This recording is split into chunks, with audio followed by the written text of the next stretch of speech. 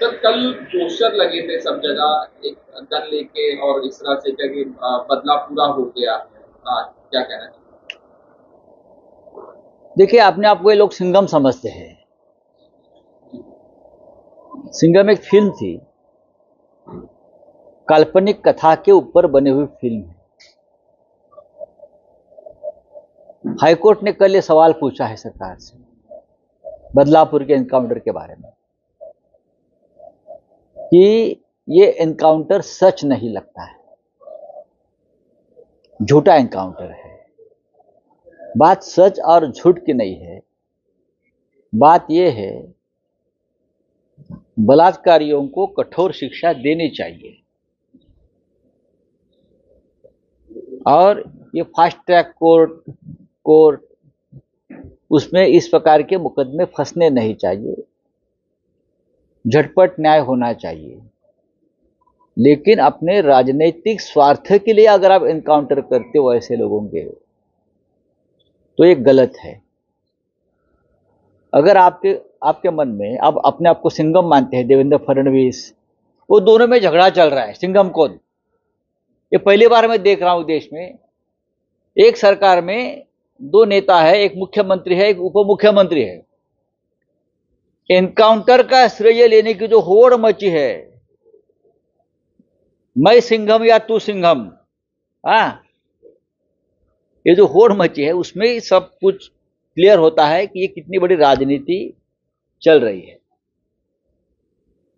देवेंद्र फडणवीस के चुनाव क्षेत्र में, विधानसभा क्षेत्र में अब तक एक साल में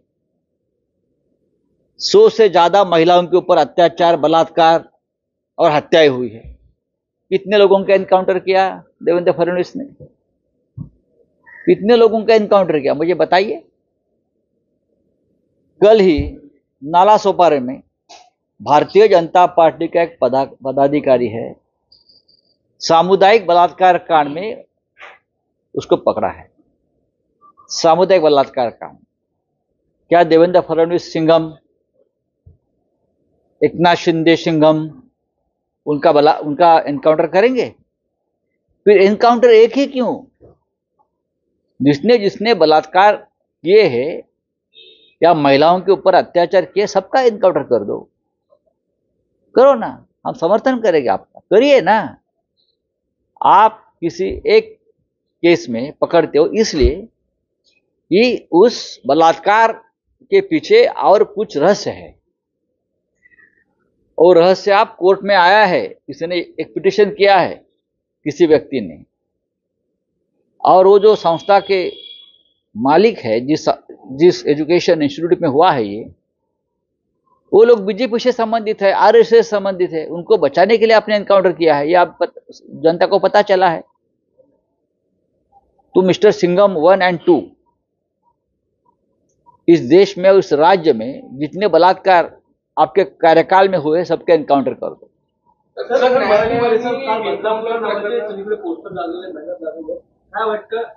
बघा, हे स्वतःला सिंघम समजतायत।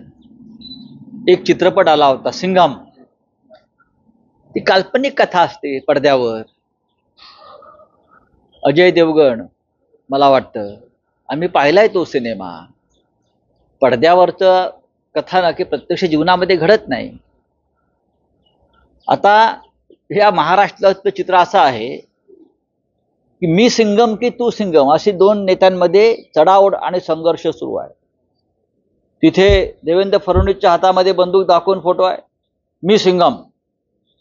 एका बाजूला एकनाथ शिंदेच्या हातामध्ये AK-47 दाखवलेली आहे, तो म्हणतो मी सिंघम। अब सिंघम कौन इस राज्य का, उस बारे में या बाबत दोघांमध्ये एक संघर्ष सुरू आहे सिंघमसाठी, सिंघम या पदासाठी। जणू काय परमवीर चक्र दिलेलं आहे किंवा महावीर चक्र। यांनी फार मोठं शौर्य गाजवलं आहे भारताच्या सीमेवर जाऊन। कशा करताय सिंघम? या महाराष्ट्रामध्ये गेल्या 2.5 वर्षामध्ये असंख्य बलात्कार आणि महिलांवर अत्याचार झाले। एकनाथ शिंदेच्या मतदारसंघात, ठाणे जिल्ह्यात, देवेंद्र फडणवीस यांच्या मतदारसंघात नागपूरला, नागपूर दक्षिण पश्चिमला असंख्य, मी तुम्हाला आकडे देऊ शकतो, किती बलात्कारांचं एन्काउंटर आपण केलं आणि यापुढे करणार आहात. कालच नालासोपाऱ्यामध्ये भारतीय जनता पक्षाच्या एका पदाधिकाऱ्याला सामुदायिक बलात्कार कांडमध्ये अटक करण्यात आली. सामुदायिक बलात्कार कांड. काय केलं तुम्ही देवेंद्र फडणवीस? तुमच्या पोस्टरवरची तुमच्या हातातली बंदूक आहे ना, तुम्ही स्वतः ज्या सिंगम आहात ना, सिंगम स्वतः जाऊन गोळ्या घालतो. खाकी वर्दीतल्या माफियांना त्यांना सुपारी देऊन गोळ्या घालून घेत नाही. घाला ना. कालचा जो बलात्कारी पकडलेला आहे त्याला कधी गोळ्या घालणार? समान न्यायाचा विचार केला, समान कायद्याचा विचार केला तर प्रत्येकाला एकच न्याय पाहिजे. बदलापूर प्रकरणामध्ये कसला बदला पूर्ण झाला? तुम्हाला कोणाला तरी वाचवायचं आहे. 2-3 लोग ऐसे हैं जिसके बारे में 2-3 लोक असे आहेत त्या संस्थेतले जिथे घटना घडली, त्यांच्यावरती काही आरोप एका याचिकेत हायकोर्टात झालेले आहेत. हायकोर्ट त्याच्यावर निर्णय घेईल. त्यांना वाचवण्यासाठी तुम्ही एक बळी घेतलात, पुरावा नष्ट केला. तुम्ही पुरावा नष्ट करण्याचं काम केलेलं आहे.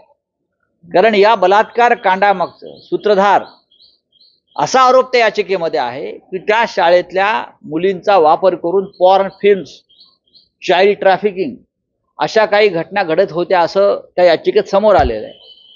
आणि ती संस्था आणि त्या व्यक्ती भारतीय जनता पक्ष म्हणजे कमळाबाईच्या संबंधित होत्या, RSSशी संबंधित होत्या. त्यांना वाचवण्यासाठी तुम्ही अक्षय शिंदेचा एन्काउंटर झाला असं दाखवलेलं आहे. हायकोर्टाने काही प्रश्न विचारले त्या विषयात. मी नाही विचारत, आम्ही नाही विचार. हायकोर्टाचे प्रश्न आहेत. मुळात हे एन्काउंटर किंवा चकमक वाटतच नाही, ही हत्याच आहे, हे हायकोर्ट म्हणत आहे. अनेक प्रश्न उपस्थित केलेले आहेत. त्याचं उत्तर तुम्हाला द्यावं लागेल. मिस्टर सिंगम, हे दोन्ही सिंगम, आधी तुमच्यात ठरवा सिंगम कोण. मिस्टर शिंदे सिंगम आहेत की फडणवीस सिंगम आहेत? या देशामध्ये कायदा संविधान आहे आणि तो कायदा आणि संविधान हे सिंगमने लिहिलेलं नाही, हे लक्षात घ्या तुम्ही. तेव्हा दोघांनी बसावं आणि किंवा कॅबिनेट बोलवावी आणि कॅबिनेटनी ठरवावं की आमच्या सरकारमध्ये सिंगम कोण आहे. बोला. होऊ शकेल, होऊ शकेल, पाहू ना, तुम्हाला कळेल नंतर. कांग्रेस के 2 नेता जाके दिल्ली में मल्लिकार्जुन खड़गे से मिले और सीट शेयरिंग के बारे में मल्लिकार्जुन खड़गे ने कहा है कि इसे आसानी से और अच्छे से सॉल्व किया जाए. आप भी दिल्ली जाने वाले हैं ये सीट शेयरिंग को? देखिए, मैं इस मामले में नहीं जा रहा हूँ, मैं कुछ और काम के लिए जा रहा हूँ, पार्टी का ही काम है इसलिए मैं जा रहा हूँ. लेकिन ये बात सही है कि हाईकमांड कांग्रेस का हो या किसी का, सबकी भूमिका ये है कि बहुत शांतिपूर्ण तरीके से, संयम तरीके से सीट शेयरिंग का काम होना चाहिए. अजित पवार के बारे में आपने ये कहा कि महायुति से अजित पवार को बाहर किया जाएगा. कल अजित पवार का बयान आया कि मैंने बहुत कोशिश की, हमेशा मुख्यमंत्री बनने की कोशिश की, लेकिन मैं उप मुख्यमंत्री बन के रुक जाता हूँ, 5 बार उप मुख्यमंत्री बना हूँ. क्या है अब 5वीं बार बन के वो उप मुख्यमंत्री पद को पूर्ण विराम आ जाएगा, वो भी नहीं बनेंगे. सरकार ही उनकी जा रही है ना, शायद विधायक भी नहीं रहेंगे. लेकिन जिस तरह से राजनीति ये लोग कर रहे हैं, जनता उनको सबक सिखाएगी. Thank you.